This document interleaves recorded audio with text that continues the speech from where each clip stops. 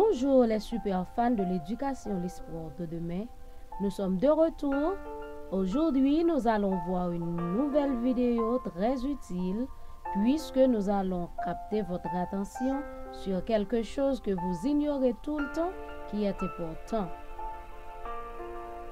Ma réflexion se dirige à présent sur les travaux des professeurs qui sont si durs, mais la majorité des gens n'en fait que cas. De nos jours, les profs sont les plus méprisés, les plus ignorés, les plus rejetés.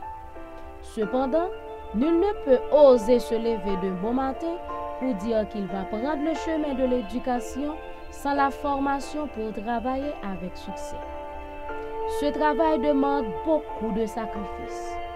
Parce qu'un enseignant forme le président d'un pays, le docteur, l'ingénieur, l'avocat, le juge, l'hôtesse, etc. De nos jours, quelqu'un peut se sentir fier pour dire qu'il est docteur, ingénieur, mais avoir honte pour dire qu'il est enseignant. Régulièrement, bien des gens valorisent des juges, des docteurs, des présidents, mais jamais les professeurs. Néanmoins, tous ces gens-là, pour devenir ce qu'ils sont, passent par des formations. Préparer un enfant dès la maternelle jusqu'à la phase finale, ce n'est pas une mince affaire. Personne ne peut devenir ingénieur, avocat et autres sans avoir fréquenté une école. Pourquoi il y a tant de préjugés?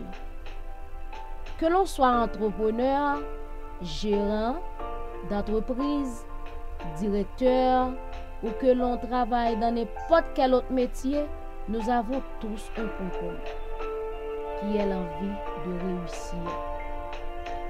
Malheureusement, on est en panne d'inspiration. On commence à dévaloriser des gens de valeur.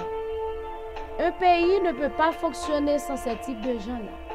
C'est pourquoi dans la Bible, Dieu encourage l'union des humains. Que chacun mette au service des autres le don qu'il a reçu. Selon 1 Pierre 4, verset 10. Donc, chacun doit travailler pour l'utilité commune.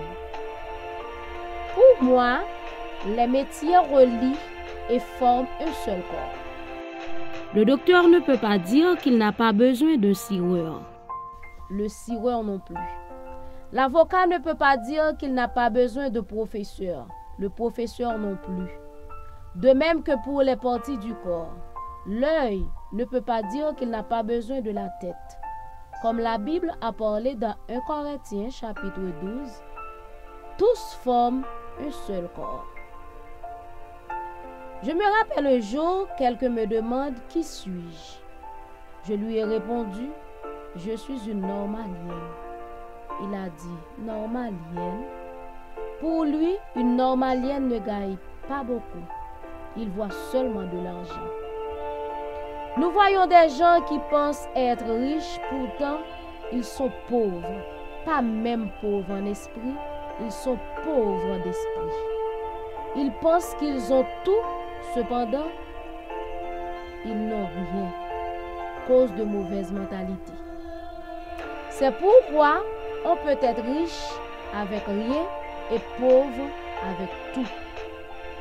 Devenir un enseignant, c'est exercer un métier passionnant et exigeant. Celui de participer à la construction d'une société. Aider l'enfant à devenir un être différent de ce qu'il était avant, en développant des habiletés, des compétences et des attitudes. Être enseignant offre la possibilité de se renouveler chaque jour et d'être acteur d'un système éducatif en évolution. Autrement dit, un enseignant, un livre, un stylo peuvent changer le monde. Le travail de bon professeur n'a pas de prix. Raison je dis un bon professeur, c'est parce qu'il y a des faux, des profiteurs, des médiocres qui font plus de mal que de bien. Ils parlent sans explication. Un bon enseignant explique. Un excellent enseignant démontre. un très grand enseignant inspirant. En parlant ici, j'ai des super professeurs que je n'oublie jamais. Le pourquoi, c'est parce qu'ils m'ont inspiré. Ils étaient à la fois des conseillers, des comédiens, des gestionnaires, des artistes, des personnages publics, etc. La valeur d'un professeur se mesure à la personnalité de ses élèves.